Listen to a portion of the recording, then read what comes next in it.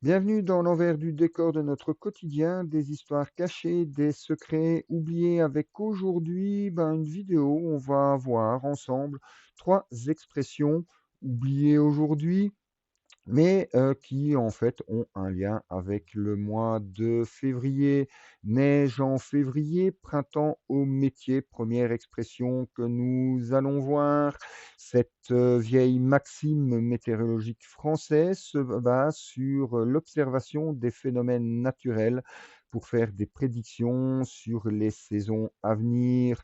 Elle lie la neige tombée en février à la qualité du printemps qui suivra, en particulier sur le plan agricole. On peut donc diviser cette expression en deux parties. Neige en février. Les neiges de février sont vues comme un phénomène typique de l'hiver tardif, mais contrairement à une neige précoce ou à une vague de froid qui pourrait nuire à la croissance des plantes, une neige en février est perçue comme positive. Printemps au métier, deuxième partie de cette expression. Le mot métier ici fait référence au travail agricole, notamment aux cultures et donc à la récolte selon cette maxime. Si les neiges tombent en février, elle est bénéfique pour la terre, elle fournit l'humidité nécessaires pour un printemps favorable à la croissance des plantes et des cultures, créant ainsi un bon, environnement pour le travail des paysans. Cette expression fait partie de la tradition populaire qui cherche à interpréter les signes naturels pour anticiper les conditions climatiques des saisons suivantes, hein, en particulier avec un lien, avec les récoltes. Autre expression, février, court mais violent. Cette expression fait référence à la fois à la durée du mois de février, aux conditions climatiques souvent, rigoureuses qu'il peut apporter en hiver. Cette maxime repose sur 2 éléments donc principaux. La durée courte de février. Février est le mois le plus court de l'année avec seulement 28 ou 29 jours. Cette brièveté est bien connue et l'expression met en évidence cette caractéristique. Le temps froid et violent, malgré sa courte durée, février peut être un mois où l'hiver atteint son apogée. Les températures sont souvent très basses, avec des vagues de froid et des tempêtes de neige. Cela donne une impression de mois violent, car il peut apporter des conditions souvent extrêmes, notamment vers cette fin d'hiver avant que le printemps ne commence à montrer le bout de son nez. Cette expression, pour avoir des racines populaires et météorologiques, remontant à l'époque où les gens étaient particulièrement sensibles aux conditions climatiques qui affectaient, leur quotidien.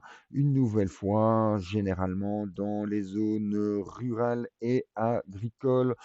Février y est souvent associé à des mois difficiles, à traverser au travers de l'histoire, car les terres y sont encore gelées et les conditions météorologiques peuvent être imprévisibles et très froides.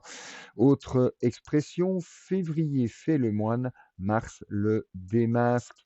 Cette expression fait référence à l'idée que si février semble être un mois calme ou favorable, c'est souvent mars qui révèle la véritable nature du temps ou des éléments. Elle s'explique surtout aux conditions climatiques, mais peut aussi être utilisée de manière plus générale pour décrire des situations ou un mois ou une période, trompeuse.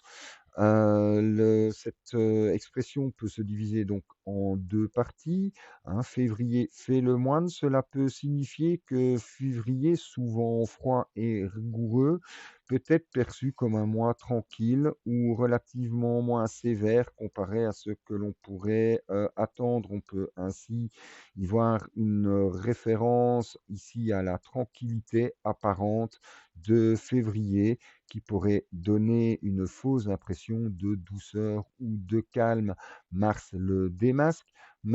Mars, en revanche, est le mois où les conditions climatiques peuvent être plus imprévisibles, avec des alternances entre douceur et froid intense.